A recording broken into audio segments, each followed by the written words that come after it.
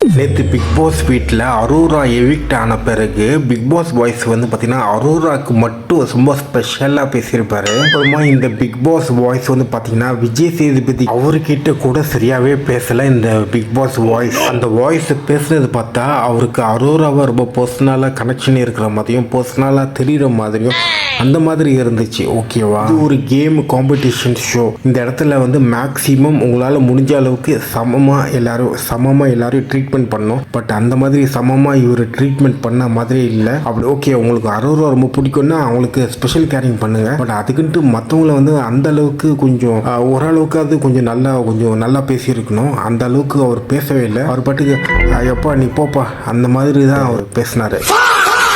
அப்புறம் அரோரா எவிக்ட் ஆகி ஸ்டேஜில் வரும்போது விஜய் சேதுபதி கிட்ட ஒரு விஷயம் சொல்லியிருப்பாங்க. நான் ஃபஸ்ட்டு 3 பிளேஸ்க்குள்ளே வருவேன்ட்டு நான் ரொம்ப எதிர்பார்த்தேன். இந்த 4th எவிக்டாகவே வருவேன்ட்டு நான் எதிர்பார்க்கல அவங்க சொல்லியிருப்பாங்க. இங்கே ரன்னர் அப் ஆகிறதுக்கு கூட ஒரு வாய்ப்பு இருந்தது, ஆனால் அதை மிஸ் பண்ணிட்டாங்க. ஏன்னா இவங்க அந்த கானா வினோத் விஷயத்தில் வந்து கொஞ்சம் வேற ஒரு கேமிங் ஒன்று பண்ணாங்க.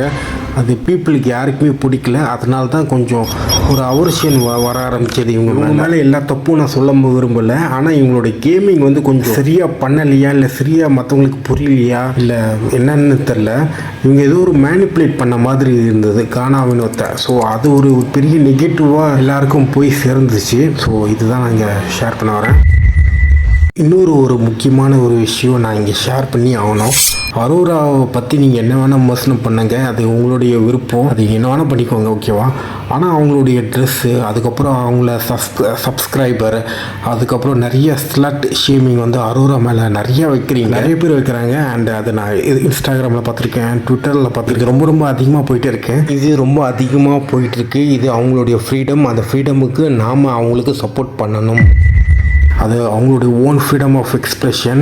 அது ஓகேவா, இப்படி தான் ட்ரெஸ் பண்ணணும், அப்படி தான் ட்ரெஸ் பண்ணணும், இப்படி ட்ரெஸ் போட்டால் தான் மேனரிசம், ஒழுக்கம், டீசென்சி அப்படின்றது யாரும் ஃபிக்ஸ் பண்ணுறதுக்கு ரைட்ஸ் கிடையாது. ஸோ அவ்வளோதான், ஷீஸ் கூல், அவ்வளோதான், ஓகேவா, தட்ஸ் இட். அந்த கானா வினோத்தில் ஒரு சின்ன கேமிங்கில் மட்டும் தான் கொஞ்சம் மிஸ் பண்ண மாதிரி இருந்துச்சு. மற்றபடி வேறு எதுவும் கிடையாது. இப்போ அவங்க வந்து குக் வித் கோமாளியில் ஹோஸ்டாக பண்ண போகிறதாக ஒரு தகவல் இருக்குது. விஜய் டிவியில் 2-3 கேமிங் ஷோவில் இவங்க ஆங்கரிங் பண்ண போகிறதாகவும் ஒரு தகவல் இருக்குது. ஸோ ஒன்ஸ் அந்த கேமிங் ஷோ ஆங்கரிங் இதில் மூலமாக நிறையா பணம் வந்த பிறகு அதை வச்சு அவங்களுடைய ஃபாரின் எஜுகேஷன் ஸ்டார்ட் பண்ணலாம் நான் நினைக்கிறேன். So all the very best Arora, love you. Okay, bye bye. So எல்லாருக்கும் பாய் பாய், லவ் யூ.